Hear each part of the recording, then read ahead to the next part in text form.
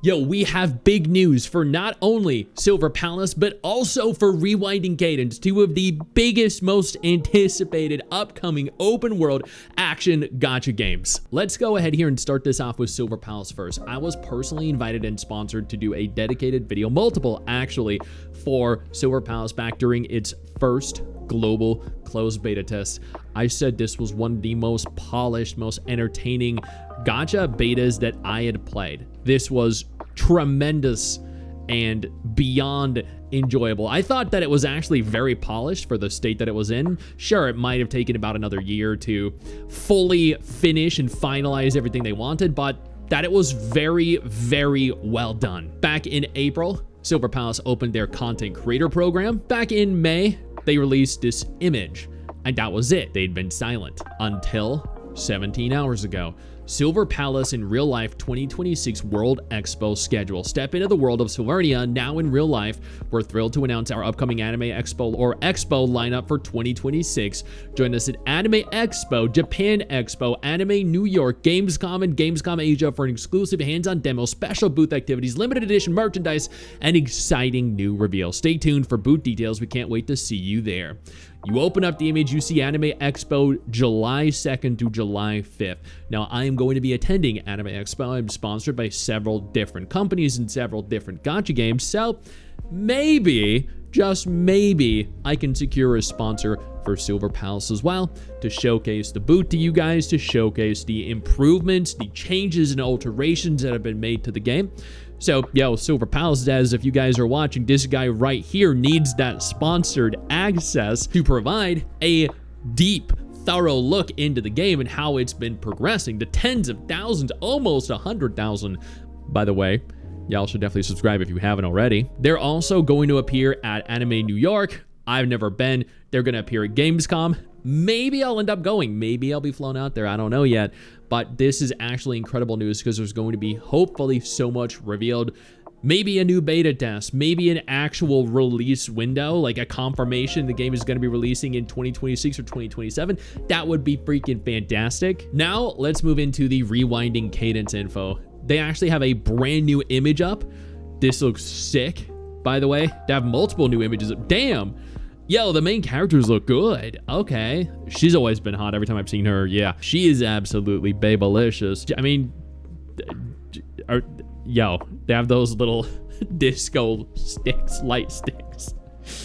Oh my God. So, I mean, evidently the new images look great, but there have been multiple new posts made by the Rewinding Cadence team over on TapTap in, I think, the span of the last like 11, 12 days. On the one hand, they have full pre-registration open and available for anyone that wants to pre-register for potential access to the game. Pre-registration for the brand new time loop open world game Rewinding Cadence is now open. They've released additional images. That looks very cute. They're also holding apparently an event here that allows for you to win Rewinding Cadence exclusive merchandise, which is also very, very cool. You just got to follow the game, you got to pre-register for the game, and then reply to the event post. Closes on the 15th of June. Recently, the very first closed beta test finished. Temporarily, and they note here, temporarily came to an end, which means there is a confirmation that a new one is already in development, that they are planning for another one already. Whether you participate in the test yourself or unable to participate but have been following our progress, but you provided with us with a wealth of valuable suggestions and feedback, we'd like to take this opportunity to share with you key optimization plans for the future. Now, I went ahead here and translated the file, the art style and character design. They're going to optimize the basic animations of each different character and improve the animations of running, walking, climbing stairs, etc. That's actually fantastic to hear. They are optimizing key UI elements, continuously refining details, and improving the overall quality of the game. Unfortunately, it looks as though some of the text here is a little bit blurry, so I can't read everything. The main plot enhancements, the optimization direction for the main story, narrative pacing. We continuously refine the main storyline, aiming to optimize the narrative pacing, deliver clearer information, and maintain a more rigorous plot logic while ensuring the distinctive style and strengths of the content to bring a better narrative experience. Now, what I've heard by the way, over on Reddit was that the story is actually very, very good, especially for a 1.0 version of a game, which I like to hear, because one issue that gacha games tend to have is that their 1.0s are just not very gripping and they don't retain player attention for very long. Yo, I don't mean to interrupt the video, but I need to take a moment here to thank all my incredible patrons over on Patreon whose support continues to allow for me to do regular videos like this every single day on this channel. Thank y'all so much, including our YouTube channel members. You guys mean the world to me. So do you guys as viewers as well. Now, without further ado, let's continue. Issues such as audio visual asynchrony and missing voice acting in some scenes. I mean, it's a beta test, so it's to be expected. And then once more, unfortunately, it's just so blurry, I can't really make it out. But it looks like optimizing puzzles, optimizing throwing animations, overall optimization direction for the Fate dice. They're going to make this more immersive. They're adding dice rolling aids to help returnees or returners achieve their desired dice results more elegantly. So what that means is that there's this D&D style of dice roll in the game where you enter into a story element or conversation and you need like 15 charm to successfully progress through it. So you roll the dice and you get an 8, you fail. Now you can rewind time and attempt it again. I don't know how all of this works necessarily. I just know that that is the essence of the game. Optimization direction of Shen's card. I'm not sure exactly what that is. It seems like they're making combat alterations, optimizing mid-air dodging so you can dodge while up in the air, which sounds great. Optimizing form and presentation of break attack mechanisms in combat, sounds great. Optimizing combat mechanic tutorials to improve understanding and hands-on experience. I mean, I don't think we really need that many tutorials to explain how action combat works. Improve the judgment and performance feedback when a dodge is successful.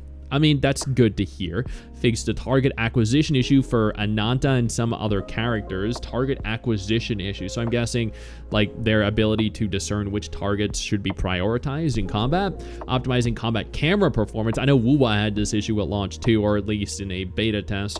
Optimizing overall special effect brightness and lighting performance in some scenes, and fixed whatever that is overexposure, I think, issues in some art assets. The goal is to minimize screen obstruction, I mean, not destruction, while ensuring visual appeal.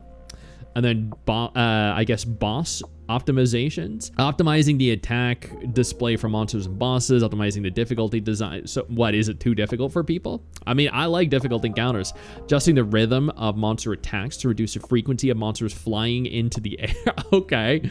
Optimizing the interaction design between characters and monsters during combat to ensure the sense of confrontation. All right. And then open world gameplay and exploration.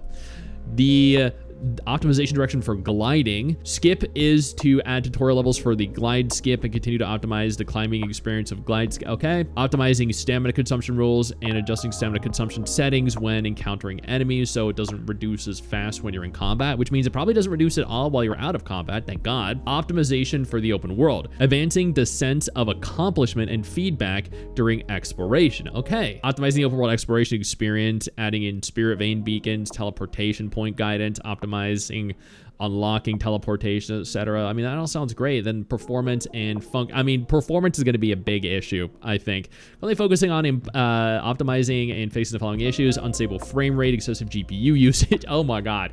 Okay, so yeah, you're gonna need a strong computer then. Frame drops and stuttering during playback and scene transitioning, DLSS functionality adaptation, slow initial loading, slow resource progress bar crashes and freezes and black screen crashes during cutscenes, shadow rendering errors. They have a lot of, I mean, based off of this, granted this was their first beta test, so there are going to be a lot of issues. There's going to be a lot of polish necessary, but what I'm gathering from this is that this is not going to be a 2026 release.